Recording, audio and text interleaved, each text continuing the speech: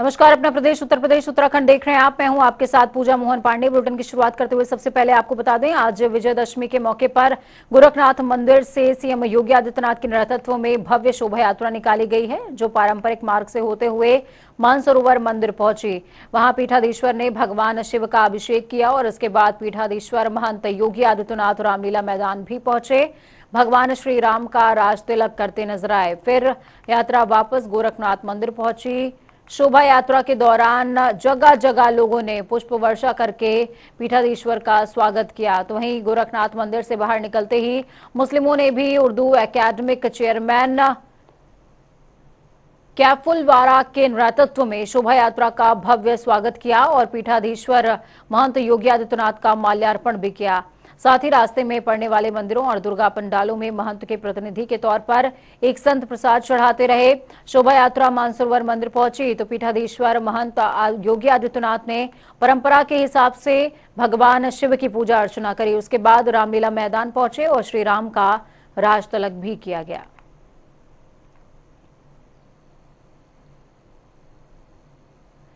प्रदेश के लोक निर्माण विभाग राज्य मंत्री कुंवर ब्रजेश सिंह आज सहारनपुर पहुंचे और अपने कस्बा बड़गांव में महाराणा प्रताप चौक के सौंदर्यीकरण काम का शुभारंभ किया। उन्होंने कहा, महाराणा प्रताप ने घास की रोटियां खाई लेकिन मुगलों की गुलामी को कबूल नहीं किया। योगी सरकार ने प्रदेश भर में ऐसे ही अमर योद्धाओं महापुरुषों के नाम का चौराहे का नामकरण करते हुए उनके सौंदर्यीकरण का काम तेज कर दिया है। उन्होंने कहा कि 2 करोड़ 12 लाख की लागत से ये काम किया जाएगा, जिसकी धनराशि जुलाई इकाई को दे दी गई है और 2 महीने में ये काम पूरा हो जाएगा।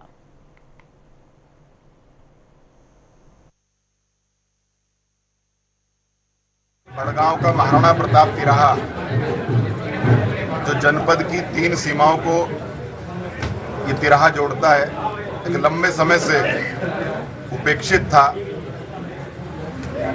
और भारत के उस महान सपूत की प्रतिमा इस तिराहे पर विराजमान है, जिसने घास की रोटियां खाई थी लेकिन मुगलों के शासन को स्वीकार नहीं किया था। हम लोगों ने संघर्ष करके इस प्रतिमा को यहाँ स्थापित किया था। हम लोग शासन के माध्यम से इसका सौंदर्यीकरण इस तिराहे का चाहते थे। लोक निर्माण विभाग के माध्यम से योजना प्रस्तावित की गई थी और मेरे मंत्रिमंडल में शपथ लेने के बाद, मुझे ये विभाग मिलने के बाद, ये मेरा सौभाग्य था कि पहला जो प्रस्ताव इस क्षेत्र का पारित हुआ था वो यही प्रस्ताव था और लगभग 2 करोड़ 12 लाख की धनराशि हमने सहारनपुर इकाई को स्थानांतरित कर दी है। उत्तर प्रदेश में आम आदमी पार्टी चुनाव लड़ने की तैयारी पूरी करने के बाद आज से स्थानीय नगर निकाय चुनाव लड़ने के इच्छुक लोगों को आवेदन पत्र बांटना शुरू कर दिया है। करीबन 50 से ज्यादा लोगों ने आज पहले दिन आवेदन फॉर्म खरीदा। आवेदन फॉर्म की कीमत 100 रुपए तय की गई है। नगर निगमों, नगर पालिकाओं और नगर पंचायतों में सभी सीटों पर आम आदमी पार्टी चुनाव लड़ने जा रही है। आम आदमी पार्टी माइक्रो लेवल पर अपना संगठन बना रही है। वार्ड स्तर की अगर बात की जाए तो कमेटियां गठित कर दी गई हैं। उसके नीचे बूथ कमेटियां भी बहुत सारी जगहों पर बन गई हैं। अब उसके नीचे मोहल्ला प्रभारी भी बना रहे हैं। 30 घरों के ऊपर एक मोहल्ला प्रभारी बनाने का लक्ष्य रखा गया है। जैसे भाजपा ने पन्ना प्रभारी बनाया हुआ है, वैसे ही आम आदमी पार्टी उत्तर प्रदेश के नगरीय क्षेत्रों में मोहल्ला प्रभारी बना रही है। दीपक त्यागी हत्याकांड में परिजनों और ग्रामीणों का लगातार पुलिस के खिलाफ आक्रोश बढ़ता जा रहा है। दीपक का सिर सड़क पर रखकर परिजन और ग्रामीण कई घंटों से सड़क पर जाम लगाकर बैठे हुए हैं। उनका साफ तौर पर कहना है कि दीपक हत्याकांड का पुलिस ने सही से खुलासा नहीं किया। परिवार लगातार खुलासे पर सवाल उठा रहा है। तो वहीं दीपक त्यागी के पिता ने जांच की मांग करी है, सीबीआई जांच की मांग करी है, क्योंकि उन्हें अब पुलिस पर भरोसा ही नहीं रहा। पुलिस ने जिन 2 आरोपियों फैमुद नट और आशिफ को जेल भेजा है। लोगों का कहना है कि फैमुद नट पहले से भी अपने ऊपर झूठे आरोप लगवाकर पैसे लेकर जेल जाता रहा है। परिजनों का कहना है कि जब तक सही हत्यारे का खुलासा नहीं होगा, वो प्रदर्शन और जाम जारी रखेंगे।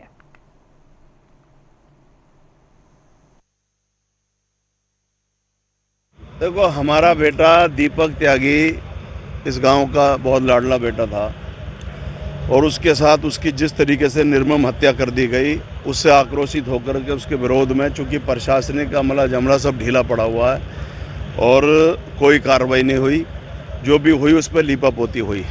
तो उससे विरोध में सभी हमारे जो क्षेत्र के लोग हैं, गांव बस्ती के सर्व समाज के लोग यहाँ धरना दे रहे हैं, रोड जाम करके बैठे हैं। लेकिन प्रशासन की उदासीनता और जिस तरीके से लीपापोती करने की कोशिश हुई है, अब इस मुद्दे से सर्व समाज जुड़ता जा रहा है। जो भी सुन रहा है सबके मन में बहुत दुख है। सभी हमारे धीरेन्द्र त्यागी जी के दुख में शामिल होने के लिए आए, हम भी आए हैं, हमारा पूरा समर्थन है। खुलासा इन्होंने दबाव में किया है। हमने SIT का गठन की परसों मांग की थी, तो इन्होंने हमें लेटर दे दिया उसका कि SIT टीम गठन हो जाएगी कल को। तो इन्होंने 4 घंटे बाद में ही रात 4 बजे सुबह के तो हमें जंगल ले गए और जी वहाँ इन्होंने एक आदमी खड़ा कर रखा था, जिसको इन्होंने 1 हफ्ते से पहले वहाँ बंद कर रखा। तो जब तो उनने कुछ बताया नहीं है। 4 घंटे में और उचित गन्ने के खेत में ये सिर बरामद हुआ है। तो एक 7 इंच का कुल गड्ढा है और उसकी लंबाई चौड़ाई 1 फीट भी नहीं है। तो इन्होंने वो सिर कहीं से ला के अरमा रखा है। समाजवादी पार्टी की संविधान बचाओ देश बचाओ जन जागरण रैली आज भदोही के गोपीगंज पहुंची हुई थी। इस दौरान आपको बता दें, वहां पर पार्टी कार्यकर्ताओं ने रैली में शामिल लोगों का स्वागत किया। रैली में शामिल कार्यकर्ताओं ने शहर घूमकर लोगों को जागरूक किया। आपको बता दें, सपा नेता अभिषेक यादव के नेतृत्व में जन जागरण अभियान के पहले चरण में 55 दिन पहले गाजीपुर से निकाली गई रैली कई जिलों से होते हुए गोपीगंज नगर में पहुंची है, जहां रैली का स्वागत किया गया। रैली राष्ट्रीय राजमार्ग होते हुए वाराणसी की तरफ निकल गई। नगर में जन जागरण अभियान का नेतृत्व कर रहे पूर्व मंत्री रामकिशोर बिंद ने कहा कि संविधान बचाओ देश बचाओ के तहत जन जागरण रैली निकाली गई है। रैली के माध्यम से लोगों को बताया जा रहा है कि भारतीय जनता पार्टी लोगों का हक अधिकार छीन रही है। 2024 के मद्देनजर रैली के माध्यम से लोगों को हम जागरूक कर रहे हैं।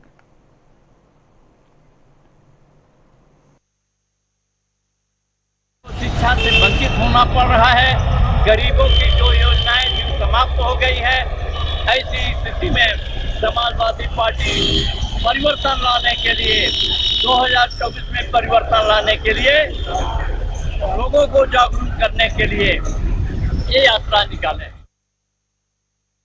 संविधान बचाओ देश बचाओ के तहत ये रैली निकाली गई थी। आपने सुना कि क्या कुछ कहते नजर आए हैं। उन्होंने कहा साफ तौर पर कि हम लोगों की आंख खोलने का काम कर रहे हैं ताकि भारतीय जनता पार्टी के छलावे में कोई ना आए। तो वहीं वाराणसी केदारघाट स्थित श्री करपात्री धाम में स्वामी अभिषेक ब्रह्मचारी ने विधि विधान से महानवमी पूजन किया। स्वामी अभिषेक ब्रह्मचारी ने कहा कि जगत जननी जगदम्बा भारत को विकास के पथ पर अग्रसर करेंगी। स्वामी अभिषेक ब्रह्मचारी ने कहा कि भगवती के आशीर्वाद से भारत का डंका पूरी दुनिया में बज रहा है, पूरी दुनिया काशी आ रही है, ये सब भगवती का ही आशीर्वाद है।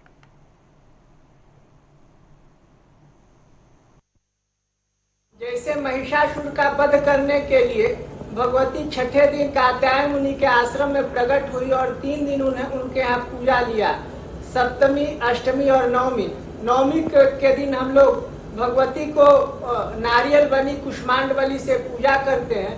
तदुपरांत भगवती से देश के समृद्धि, भ्रष्टाचार मुक्त, आतंकवाद मुक्त देश को सुसज्जित, व्यवस्थित और चाहते हैं कि नई दरिद्र को दुखी न दीना, नई कोई अबुध न लक्षण हीना। इस तरह का हमारा भारतवर्ष हो, यह इस तरह हमारा राष्ट्र हो, सब सुखी रहे, सबका वैमनस्य, आपसी वैमनस्य समाप्त हो जाए। यह हमारी राजराजेश्वरी। लखीमपुर खीरी जिले के 139 गोला विधानसभा में होने वाले उपचुनाव को लेकर के जिला अधिकारी महेंद्र बहादुर सिंह ने जानकारी साझा करी। डीएम ने कहा कि भारत निर्वाचन आयोग के निर्देश पर निष्पक्ष चुनाव कराना हमारा उद्देश्य है और प्राथमिकता भी। पूरे जिले में आचार संहिता लागू रहेगी। गोला विधानसभा सीट पर 3 नवंबर को उपचुनाव होगा और मतदान किया जाएगा। इसके बाद 14 अक्टूबर से नामांकन प्रक्रिया इसके लिए शुरू हो जाएगी। इसके साथ ही प्रशासन ने गोला गोकर्णनाथ विधानसभा में सारे होर्डिंग्स और बैनर उतरवा लिए हैं। आपको बता दें कि भाजपा विधायक अरविंद गिरी की मृत्यु के बाद सीट खाली हो गई, जिसके बाद उपचुनाव करवाया जा रहा है।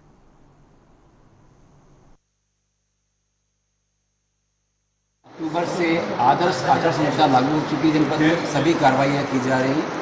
हमने सभी व्यवस्थाएं कर ली हैं, जो भी आवश्यक तैयारियां हैं सब की जा रही हैं। 3 नवंबर को सकुशल शांतिपूर्ण चुनाव संपन्न हो, इसके लिए सभी तैयारियां हम करेंगे। 6 नवंबर को काउंटिंग होगी, उसकी भी तैयारियां हम कर रहे हैं। और निष्पक्ष चुनाव करवाना हमारी प्रशासन की प्राथमिकता है, टॉप प्रायोरिटी। कोरोना के बाद जहां समाज का हर वर्ग और क्षेत्र के लोग प्रभावित हुए, तो वहीं उनका सबसे ज्यादा असर रेलवे स्टेशन पर काम करने वाले कुलियों पर पड़ा। स्टेशन पर यात्रियों के लगेज को उठाकर उनके मजदूरी से पेट पालने वाले सैकड़ों कुलियों के पास अब काम नहीं है। एक और ट्रॉली बैग से कुलियों का रोजगार छीन लिया, तो वहीं दूसरी तरफ रेलवे की ओर से उन्हें चतुर्थ श्रेणी की नौकरी देने वाली घोषणा भी छलावा साबित हो रही है। इस समय देश भर की अगर बात की जाए तो 19,762 और लखनऊ में 311 कुलियों के सामने परिवार पालने का संकट खड़ा हो गया है।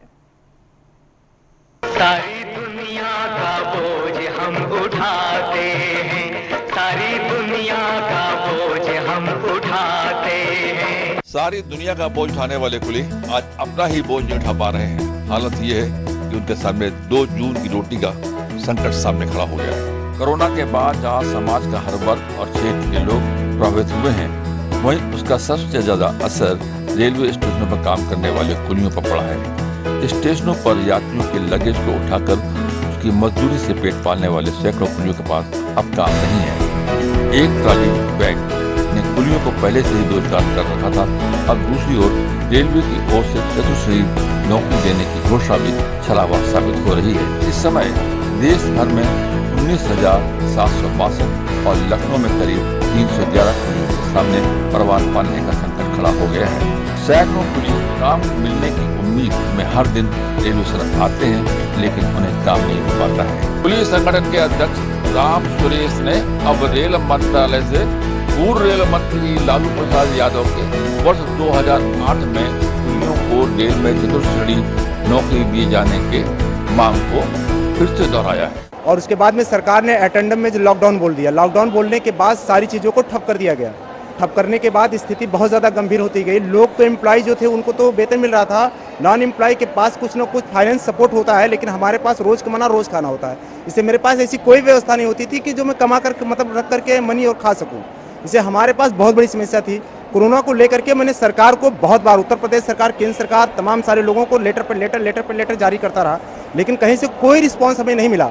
और उस कोरोना के दौरान हमारा कुली डिपार्टमेंट इतना ज़्यादा टूट चुका था कि उसके पास 2 वक्त क्या 1 वक्त खाने का वजूद नहीं रह चुका था। कर्जों में पूरी तरीके से डूब गया था। आज भी हम कर्जों में डूबे हुए हैं। सरकार से मैं लगातार गुहार लगा रहा हूं कि सरकार जिस तरीके से 2008 में पॉलिसी लाई गई थी, 1/4/2008 को लालू प्रसाद द्वारा अनाउंसमेंट किया गया था कि सभी 18 से 50 साल वाले लोगों को ग्रुप में सम्मिलित किया जाए, उसी चीज को मैं फिर से लागू करवाना चाह रहा हूं सरकार।